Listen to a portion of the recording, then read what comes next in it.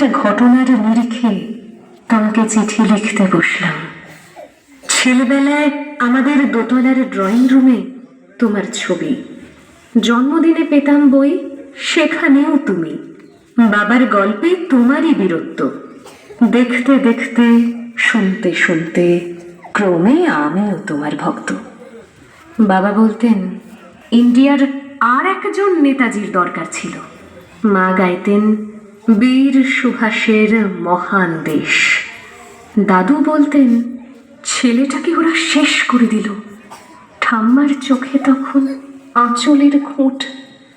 এসবের মধ্যে বড় হওয়া আমিও কেমন একটা ঘোরের মধ্যে থাকতাম। ভাবতাম পারতে, তুমি সব পারতে, যদি আর একবার আমাদের মধ্যে তোমাকে পেতাম। আজ উত্তর 40ও আমার একই ঘোর। তুমি পারতে, কেননা দেশের মাটিতে দেশপ্রেমের মতো জোরালো একটা ঝাঁকুনি দেবার ক্ষমতা তখন আর কারোর ছিল না। এখনো আছে কি? তোমার হারিয়ে যাবার পর দেশে কত কমিশন বসেছে। ভারতের পূর্ব, পশ্চিম, উত্তর, দক্ষিণে কোনো পীর, কোনো সন্ত, কোনো দয়ালু বৃদ্ধকে দেখে ভুল করেছে সবাই। ছুটে গেছে তুমি মনে করে, কিন্তু ফিরেছে মাথা নেড়ে। তবু তোমাকে পাবার আশায় বুক বেঁধেছে।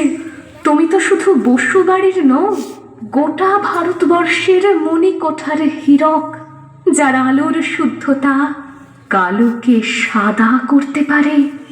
এই বিশ্বাসে ভর করে সবাই ভেবেছিল তুমি আসবেই, কিন্তু এলে না।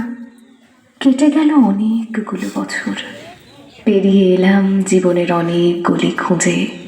তুমি এখন বিমানবন্দরে, সভা সমিতিতে, রিসার্চ ব্যুরোতে, এমনকি ছেলের নামকরণেও।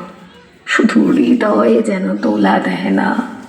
জানো, তোমার জন্মদিনটা এখন সবাই ছুটির দিন বলে আয়েশ করে উপভোগ করে।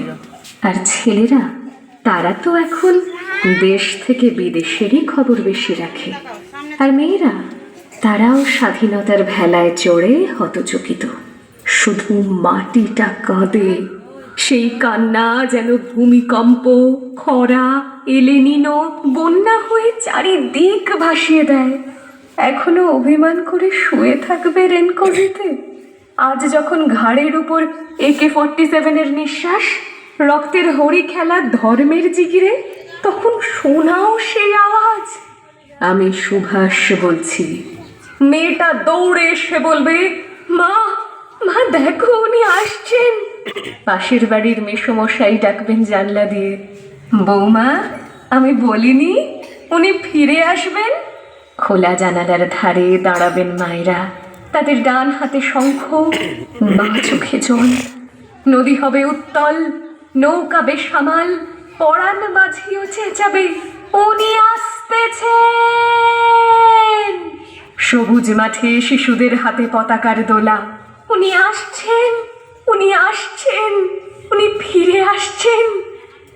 তোমার হারিয়ে যাওয়া জন্মদিনের ভেতর থেকে উঠে আসুক আর একটাতেই সে।